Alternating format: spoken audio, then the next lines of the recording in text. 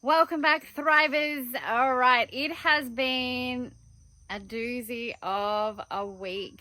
This is another one of those one-cut, rough draft videos. I just want to share what's going on, tell you the story of what happened here. It's quite hardcore. And give you a bit of an update of the gardens. Look at my microgreens I'm playing with. Look at these. They can be microgreens, but I actually want to grow those ones. But these, we've got mustard, ruby, red streak mustard, and we've got chrysanthemum. The coriander in the middle is not growing, it's not doing too well. There are some little sprouts, but that's coming along. We've got broccoli, broccolini, we've got tomatoes and things. But let's get down to the garden because that is where lots of things are happening and also where the scene of the crime is. So you can see it's just so lush. I'm so very grateful. But here we go. Look at that. Let's check out. All right, so if you come down here, sorry for the beautiful rough draft, we've got some rocket, we've got kale, we've got some bugs eating the kale. I'm just observing at the moment. Oh, we've got a mushroom, that's always good. And we've got, this is the bitter mustard leaf, it's absolutely delicious. We've got the curly leaf kale, which is doing well. We've got sunflowers, we've got some cucumbers. Now check out over here, can you see that? We have pumpkin. So that's very exciting. And down below there in here, we've got a whole heap of peas and beans, different types of kacang beans in there. Let's come down here. So it's all growing. While I was away in Australia, as I said, I think I raced around and just planted things. It's not how I wanted to plant. There is not much thought that's been put into this. It's just that I had these and I wanted to start growing something, start feeding into the soil and experiment. So we've got some more sunflowers. We've got lemon balm. We've got sawtooth coriander. Sorry, hopefully I'm doing. This is stevia. It is a really sweet leaf. And then the beans. And then check out the zucchinis. We have one baby zucchini at the moment. The flowers are dropping off. And then there's another little zucchini. So that's exciting. Lots of tomatoes. I'm growing tomatoes, more kale. I've got like a red leaf lettucey thing. That's the technical term. And more tomatoes down there. And we've been composting inside the beds, as you can see. So it was my first day back. Let me tell you this story. Grab some popcorn. I want to explain the drama that has happened. So it was first day back. I wanted to make sure that these are finally composting in about 6 to 8 weeks. I've got people coming to visit the farm and I want to make sure I get all these composted and all these planted by then. I was just finished the day. It was the first day back after being in Australia. My Nanna is great and fine. Thank you very much for checking in and asking. She's doing amazing. Hi Nanna, if you're watching. So first day back, really excited to be on the farm. And I was about to go home. It's always when it happens, when you're not focused, when you're not present in the moment. I decided to stop at this banana tree. And I decided to cut off just the bottom leaves that were dying. Now I had my Arit and with my right hand, so let's see if we can, this is the leaf. This is the one. It was sitting like this, everybody. All right, so you can imagine. So let's imagine this leaf is still there. I had the Arit, the curved knife or sickle in my hand down here. I cut down here and my left hand went up to catch the leaf, but instead it caught the Arit. And so, in that instant, this is exactly where I was standing. It brings up a bit of emotions, actually. You're very close, sorry. I looked down, 2 of my fingers, I saw white, I saw a lot of blood, and immediately I knew I needed to go to hospital.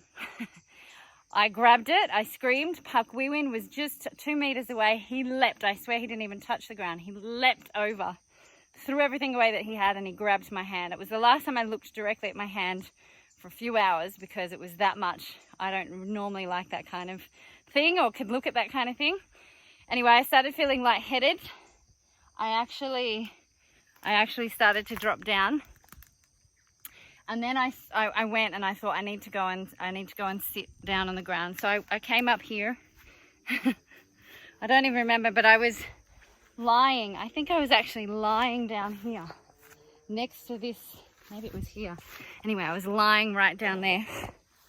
And check the snakes. We don't want to go back to hospital. And in that moment, I sent a message, an SOS out to my amazing, beautiful tribe of people up here. And I said, SOS. I had to record a voice message because I only had one hand. There was blood everywhere. Sorry for those who don't like that. Blood on the phone. And I said, I've just cut my hand. I need to go to hospital. Is anyone there? And quick to action. They were all starting. Those that could come came. We had 2 people. I eventually got myself up to the top of the driveway. Puckwee went and cleaned me. He had run. I just remember him running around. He put the flat back. Sorry for everyone. It was a big piece. It was degloving. Don't Google that. You don't want to see what degloving is, but it's gross. And he put that back. He grabbed some trunk of banana, because apparently they scrape a bit of the banana trunk and they put that near a cut, and that helps stop the blood. He actually grabbed a bit of, I think also banana leaf or branch and sort of tied around the bottom of my fingers to stop the bleeding as much. And I had a tea towel, he grabbed a few things, and then we went up and he cleaned me. I had quite a bit of blood all over me. So by the time the amazing Simon and Linda's from the Bali Eco Lodge, absolutely amazing. Simon has these amazing huts up here. You guys should come and meet them sometime. Absolutely angels. They came racing. We got in Linda's car and we headed to the first hospital.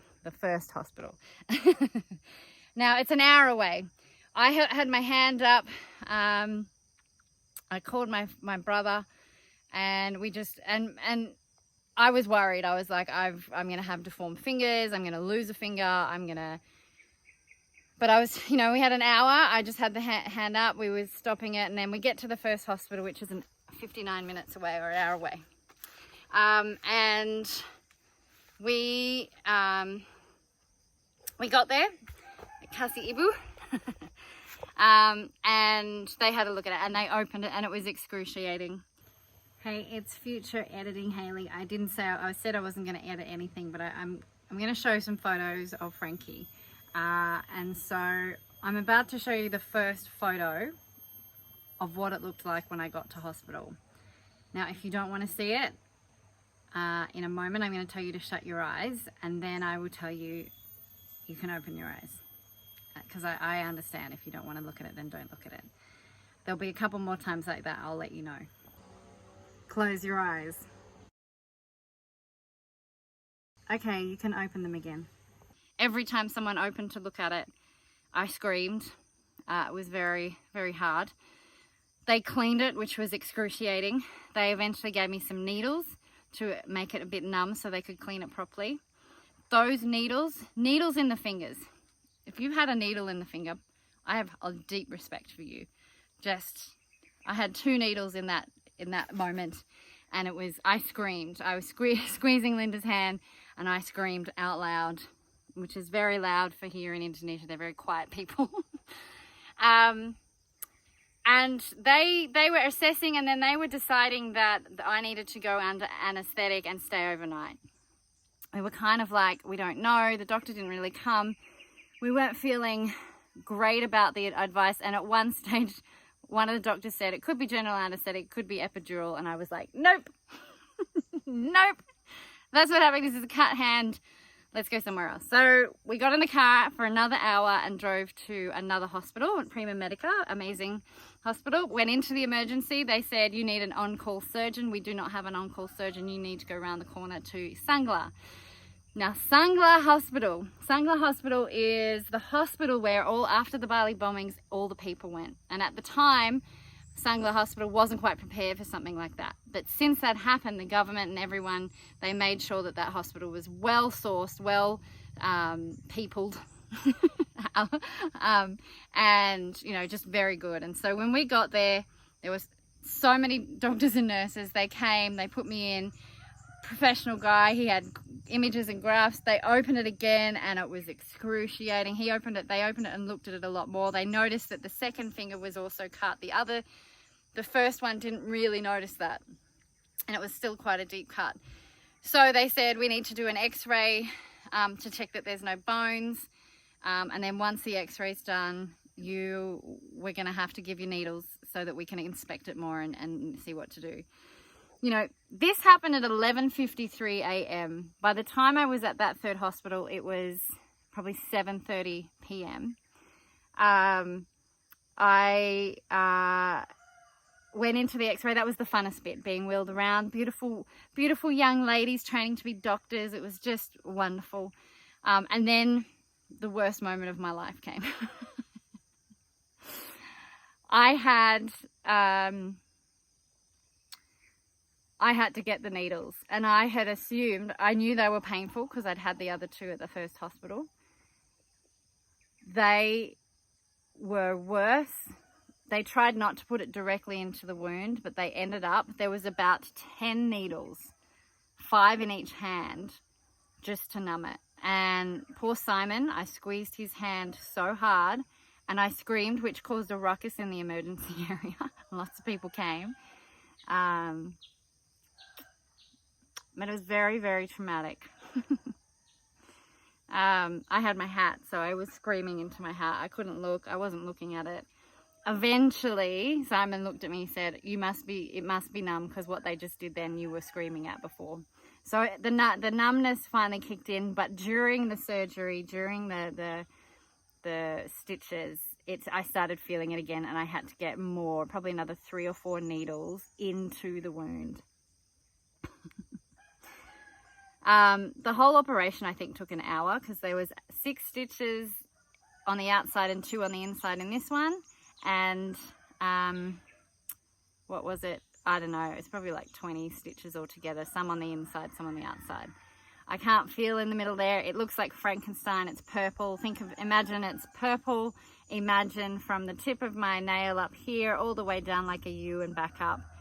20 black stitches. The inside's purple. It looks like Frankenstein. You know how Frankenstein's neck is stitched together and it's purple? That's what my finger looks like. So I've named Frankie. This is Frankie. Okay, the next picture I'm about to show you is when the surgery finished. What it looked like. Close your eyes. Okay, you can open them again. Anyway, we went and had dinner. My brother met me at the hospital then, and he tag teamed Simon out, and he stayed for the rest of the operation. I just have an amazing community. You know, after that we went to a warung. I hadn't eaten all day because I thought maybe I'm going to have to go into general, and you can't eat for 6 hours beforehand. So by the time it was 9 p.m, I'd only had a banana all day, and yeah, we had dinner, and then it was an hour and a half drive home. By the time we all got home, it was midnight. So it was 12 hours. It was an ordeal, and I am just so grateful to my community up here who have helped, they've brought food, they've just been checking on me. You know, I just feel so loved and supported, and I think there's nothing more important than community. Puck Wewin, who was here, he came over with his daughter and brought some food, and he was worried. I mean, he did the best job I've ever seen. I am just so grateful to have Puck Wewin here on the farm. He is an absolute legend, knows what to do, jumped into action, was just so sweet. He was really worried, didn't sleep very well, but once he saw I was okay, he felt better. So make sure you've got amazing people around you, and just, it really made me think, how can I be better in this community? How can I communicate? How can I contribute more? How can I be more? And so what have I learned from this experience? 1, knives, sickles, arits, tools are sharp. Don't bleep around with them. I just wasn't being present. just wasn't being clever, wasn't being smart. I had a moment of unconsciousness. That whole day I felt like I was on the edge of life and death. Like it wasn't by all means as serious as it could have been. I could have lost those 2 fingers. I could have lost a lot of blood. I mean, I'm still washing it and cleaning it, make sure it doesn't get any infections. I'm on antibiotics. You know, it makes you just think that in 1 second, everything can change. And so it's just be appreciative.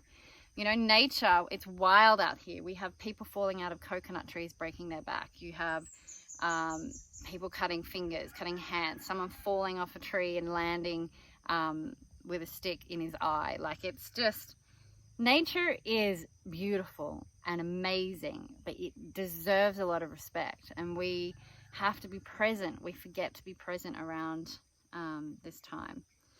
And so part of, you know, I'm a bit metaphysical. For those of you who follow me who are also metaphysical, I looked at the Louise Hay sort of messages about what happened, and it was my left hand is receiving. Accidents is about the details of life, and I'm here on this farm, and there is part of my ego that really wants to do it myself and say, look, proud little girl, I did it, I'm so good. But you look at nature, it works together, it works in community. And that's what the community showed me. We're here for you, we're here, we love you, you're well supported. We want to be part of this, we want to help. And so it's getting out of my own way and asking for help, and learning how to do that, and learning how to work with people really well. And so that's my biggest lesson, is to really reach out to community and all of that kind of stuff. So there you go. That is the doozy that Frankie was born. My fingers are okay now. They're not pretty. They're definitely not pretty. As I said, Frankenstein is lovely. I want to show you something else that happened while I was away in Australia. Actually, I'm just going to walk down to where the house and everything will be. But send me a comment down below and let me know if you've ever had life and death accident experience like that on the farm or anywhere, I guess. Anything that brings you so present and alive. All right, last sort of cut in. I wanted to say so that happened on a Saturday, and then 2 days later I was back on the farm and I was holding the Arit, which I'll put a photo in now. We have since named the Arit Gigit, and Gigit in Indonesian means bite, or in English I'm going to call him Bitey from now on. But yeah, a lot of respect, very careful, but very grateful how it all turned out. All right, so we're walking down here. I'm contemplating putting some pictures up. So if I do, I'll make sure. I may have already clipped them in, but we'll see. Anyway, so it's a beautiful day here. Beautiful blue sky. The view, can you see down here? This is where my house is going to be. This is where the little house. So the fire pit's just going to be here. You can see the log. Oh, hang on, point backwards. Log, edge, view, fire pit. Down there is going to be the living supplement garden, and we're flattening out with the soil I'm standing on. That is going to end up being flat. You can see over here. So this is going to have a layer. I wonder if I walk over here, it might be easier to imagine. Apologies. I want to get back into my videos where there's a little bit more action I'm showing you rather than just telling you what's happened. Bear with me, everyone. Thriving with nature. It's happening. So there we go. So down here at about that level, it'll equal along there. That will be the first level, and it'll be a bathroom, and then on top of that will be a bedroom, and it'll have the amazing view down there.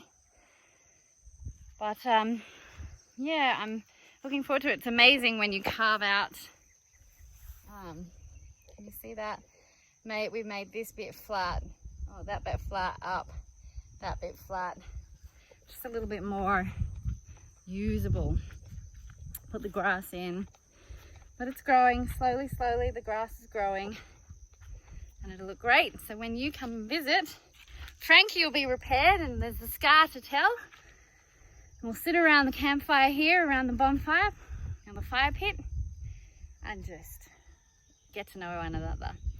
All right, that is an update. That was a long one draft. Thank you for bearing with me. No cuts, all that kind of stuff. Well, one major cut, 2 major cuts. You know what I mean. Thank you so much for being here on this journey, Thriving with Nature. Stay tuned. There's so much more to come on this adventure. Let's hope there's not as much blood and grossness and near-death experiences. Let's hope that we slow down, we breathe, and we enjoy. Thank you so much for watching. Give me a thumbs up, and I'm just going to leave it in some peace and quiet.